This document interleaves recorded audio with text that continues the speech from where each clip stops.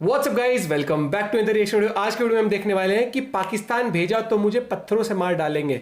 ऐसा क्यों कहा है सीमा जो बॉर्डर क्रॉस करके आई है नेपाल से होते हुए? क्योंकि मुझे तो भैया देखो, लीगल तरीके से आती है, मैं पूरा सपोर्ट फिर भी करता, लेकिन मुझे तो यहाँ पर ये पाकिस्तान जाना गया है हनी ट्रैप करने के लिए। हम नहीं पहचान सकते किस तरीके से हनी ट्रैप किस भी और जिस एंगल तरीके से। से वो आई है ना, मतलब जैसे जैसे उसने वो खुद मेजर बताया कि मैं कंसर्न है ऐसे फिर सिक्योरिटी का। नेपाल से आई, वहां ज्यादा पूछताछ नहीं हुई, तो वो एक तो वीडियो देखते काफी हैं। ज्यादा। ओरिजिनल वीडियो का लिंक है डिस्क्रिप्शन में, क्राइम तक चैनल से। 1 2 3 गो।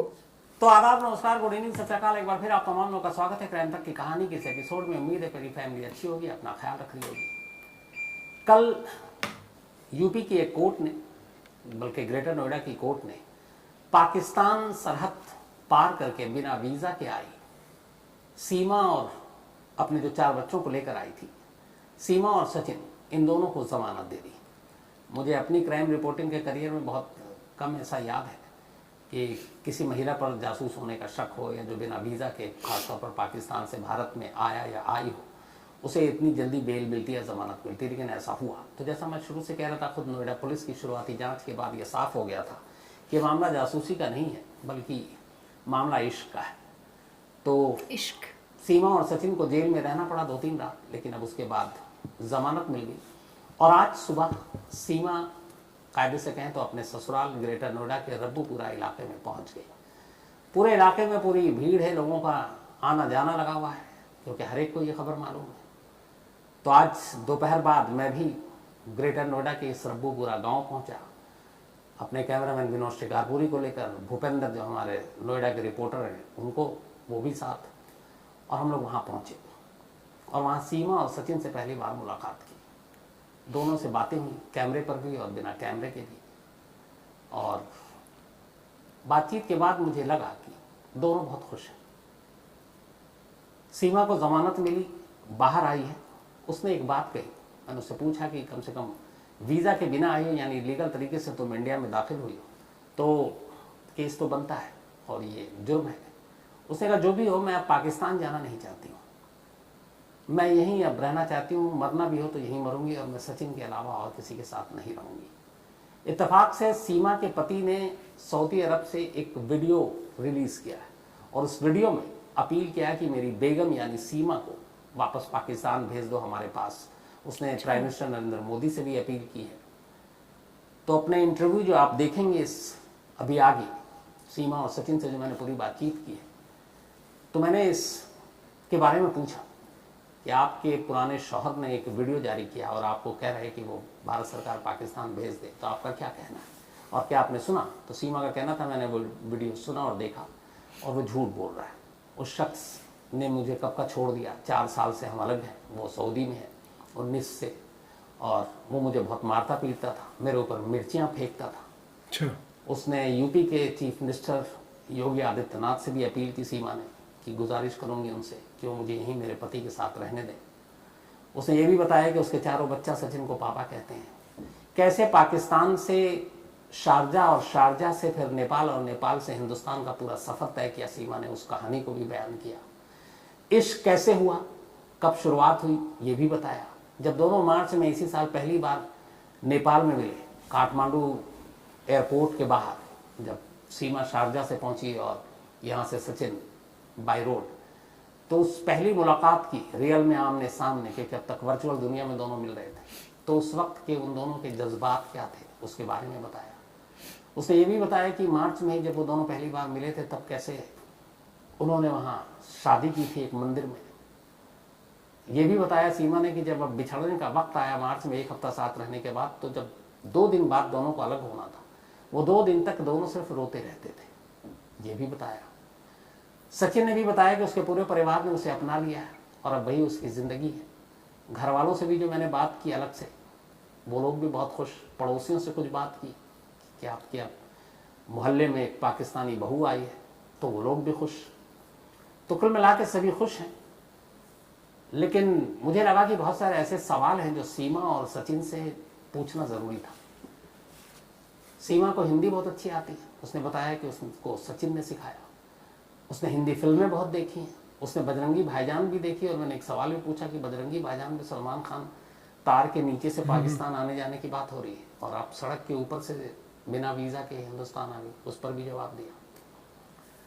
तो ये सारी बातचीत, सारी सीमा यहाँ तक कैसे पहुँची, उनका इश्क कैसे परवान चढ़ा, फ्यूचर क्या है, अगर भेज दिया तो क्या होगा, नहीं भेजा तो आगे ज़िंदगी कैसे चलेगी, ये सारी बातें आज सीमा और सचिन से डायरेक्ट पूछी, ताकि हमारी क्राइम तक, फैमिली तक सीधे डायरेक्ट वो बात उन तक पहुँचे।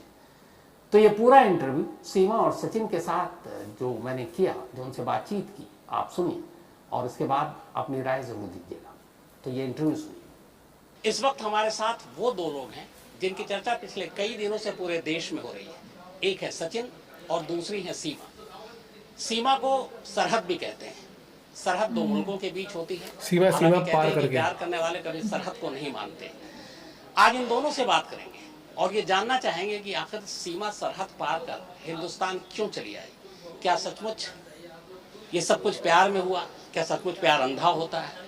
या सचमुच आज के ज़माने में इस तरह का भी प्यार देखा जा सकता है? तो शुरुआत आपसे सीमा। कराची में रहती हैं आप, पाकिस्तान से।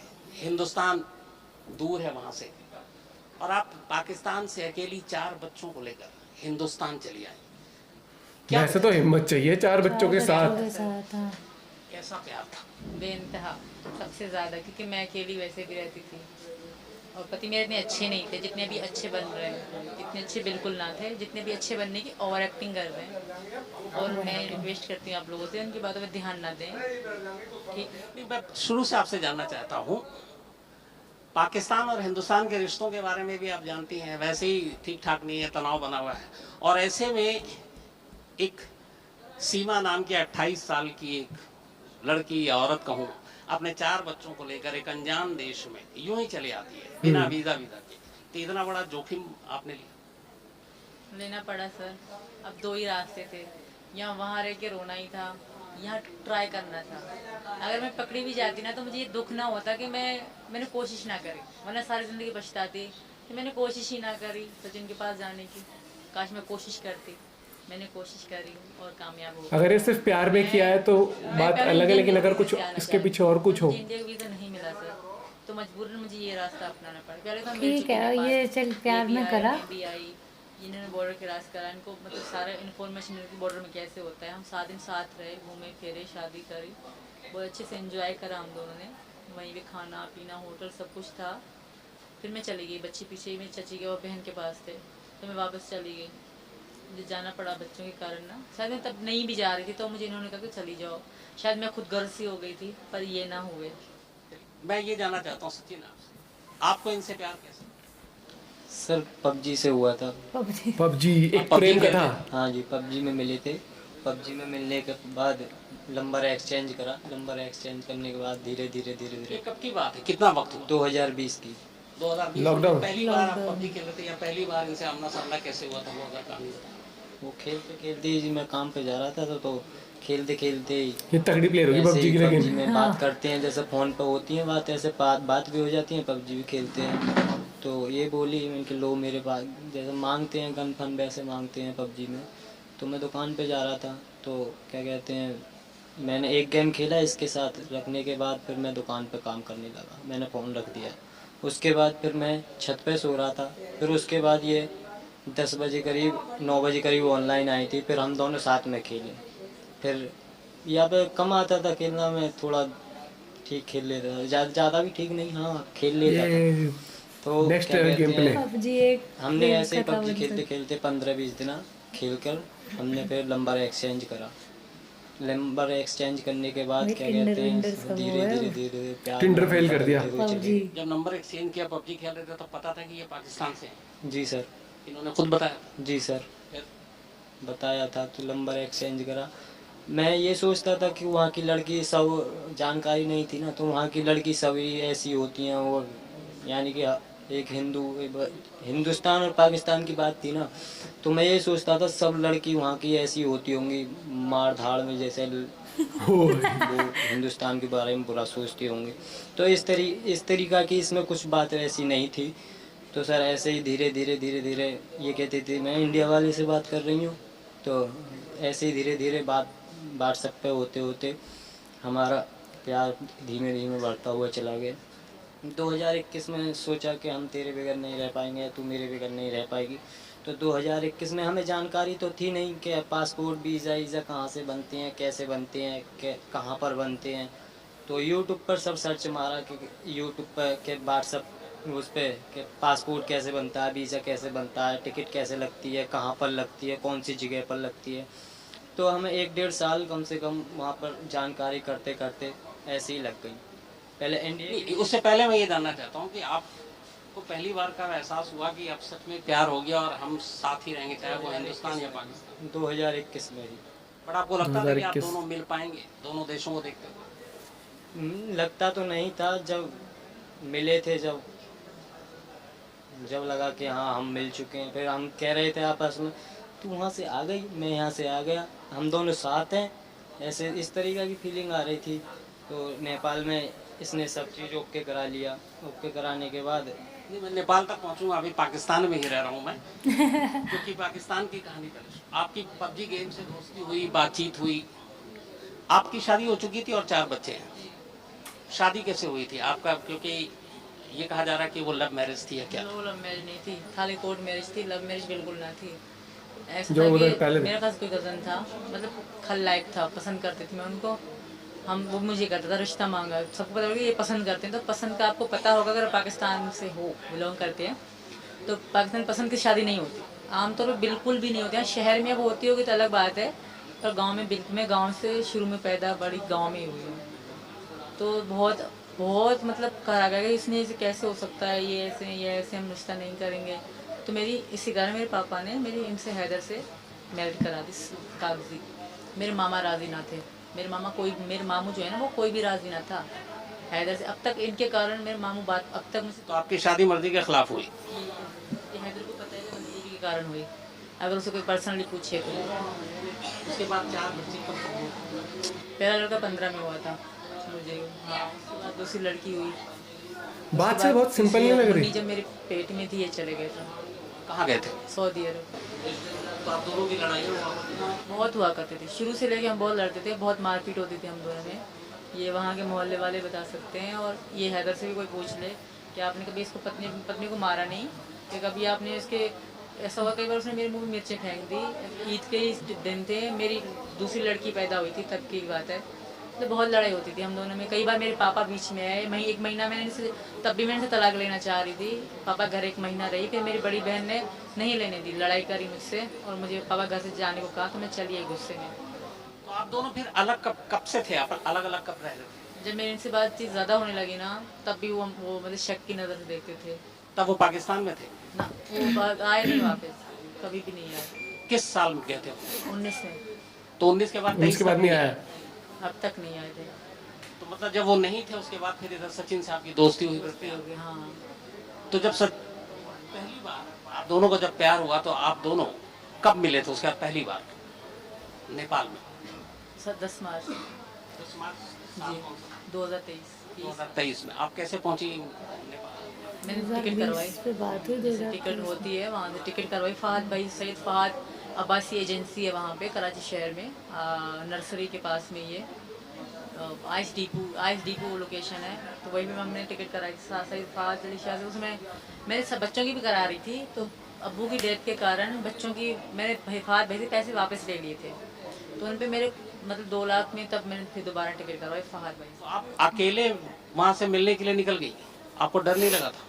डर, वैसे तो डर लेगा कि क्या हुआ, कोई मुझे मार तो नहीं देगा, गवाह तो नहीं कर गया, इस तरह का कोई डर नहीं था। कंफ्यूज ज़रूर थी, ठीक है। मतलब मैंने ये भी देख रखा था यूट्यूब से कि एंट्री केस पे पहली बार मैं एयरपोर्ट में घुसी थी तब। सोशल मीडिया पे बहुत सारे लोग धोखा देते हैं, तो आप तो पबजी के जरिए सोशल मीडिया पे मिले, आपको लगा नहीं जिस लड़के से, अनजान लड़के जिसको देखा नहीं, हिंदुस्तान से है वो, और उससे मिलने जा रही, तो आपको डर नहीं लगा धोखा हो सकता है? मुझे डर नहीं लगा, मुझे इन पर बहुत विश्वास था, और मैं खुद को बहुत मजबूत समझती हूँ। मैं समझती हूँ मतलब देश हो, कुछ भी हो, जब तक बंदा खुद टेढ़ा ना हो, खुद गलती ना करेगा, कुछ भी नहीं हो सकता। तो कराची से आप फिर फ्लाइट से कहाँ, दुबई से नेपाल पहुंची है डायरेक्ट?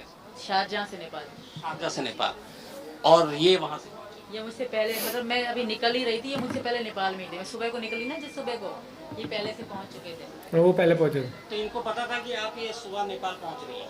हाँ जी सर, मैंने एक दिन पहले ही वहाँ की NCL सिम थी, वो सिम मैंने वहाँ जगह ली थी बॉर्डर पर पहुँच कर ही एक दिन पहले, यानी 9 मार्च को सुबह को ही मैंने वहाँ पर NCL। आप दोनों की पहली मुलाकात आमने सामने कहाँ पर हुई? काठमांडू, वहाँ इंटरनेशनल एयरपोर्ट पर काठमांडू। आप एयरपोर्ट के बाहर इनका इंतजार कर रहे थे, जी सर। तो आपने इनको देखते ही पहचान लिया था?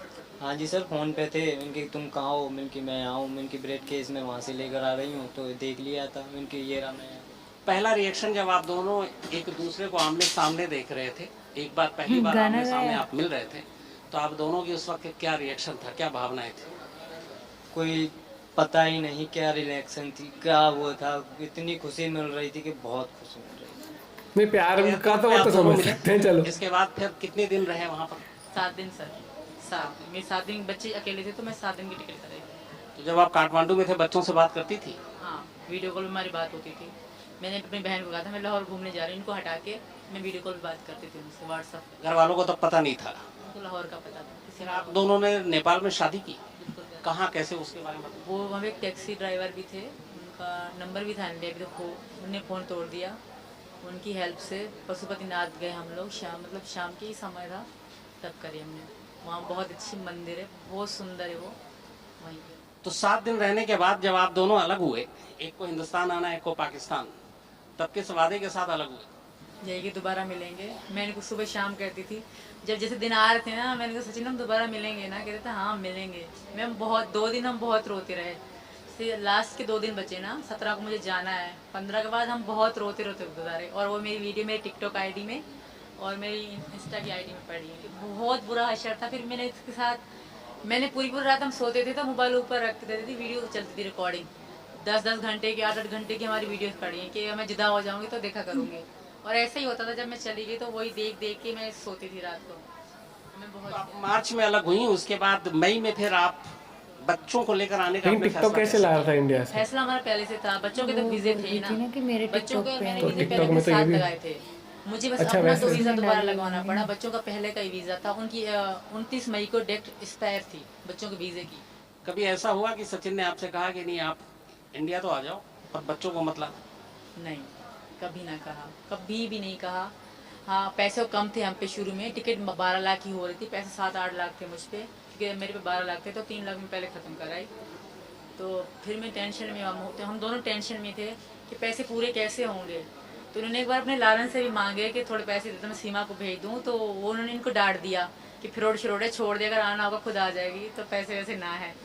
इनकी लाला ने कहा, तो मैंने कहा तुम रहने दो, अगर नसीब में होगा तो हम मिलेंगे, वरना बस रहने दो। पैसे का इंतजाम कैसे किया? फिर मुझे सस्ती टिकट मिल गई। तब डॉलर ऊंचा था, तब टिकट्स महंगी हाई रेट पे थी। और मैंने फिर जो ना लो सीट पता नहीं क्या लिखा होता है टिकट्स में, तो उन्होंने मुझे सस्ती वाली टिकट करके दी। आपने जब ये तय हुआ था कि ये इंडिया आएंगे तो चारों बच्चों के साथ आपने कहा था कि अपनाऊंगा? हाँ जी सर, चारों बच्चों के साथ वजह इसकी? तो बच्चों को लिया, बिन माँ के बालक ऐसे ही रहेंगे, हम अपना जीवन वो करेंगे, काटेंगे यहीं पर, बच्चों को लिया, मैं अपनाऊंगा। मैंने खुद भी कहा था, मैंने आज तक इससे ये भी नहीं कहा कि बच्चों को रहने दे, तू ऐसा मत कर, नहीं, मैंने खुद कहा था कि बच्चों को तू लेकर आ, और यही बहाने से यही कहकर अपना हम फर्ज तो इसने जुदा निभाया हुए है, थे जो पहले इसका नेपाल है। में। उनकी तेरे बिगर तेरा वहाँ कोई है नहीं, और बच्चे बिगर माँ के बाप भी नहीं है, और तू भी नहीं रहेगी, तो छोटे छोटे बच्चे हैं कैसे रहेंगे वहाँ पर।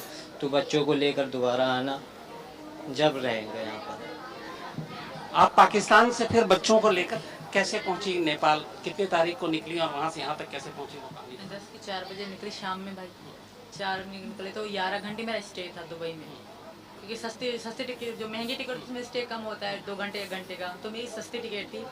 तो 11 घंटे में दुबई एयरपोर्ट में बैठी रही, बच्चों के साथ वेट करती रही। अच्छा वो हो गया ना। अपने जहाज़ का ना, तो दुबई एयरपोर्ट में लोग अच्छे थे, मेरी लड़कियाँ मुझसे उठवाई, जहाज़ में बिठवाई, 5 टिकट करी हमने 6 लाख में। तब रिटर्न भी थी, रिटर्न के साथ 6 लाख हुए हमारे। तो यार दुबई से फिर मैं अगले सुबह को पहुंच गई, सुबह को सवेरे 11 की सुबह को सवेरे मैं पहुंच गई वहाँ काठमांडू। फिर वहाँ से सुबह उसी सुबह को मैं इन्होंने कहा कि जाप न्यू बस पार्क है, हम पहले रह चुके हैं वहाँ होटल में, वहाँ जानने वाले हैं, हमें पहचानते हैं वहाँ लोग, बहुत दोस्तें बन गई, मेरी सहेलियाँ बनी सीता वीता वाली। उन्होंने कहा वहाँ जाओ आराम करो, बच्चे फ्रेश करो, फिर आगे जाओ जाना ना पोखरा के लिए।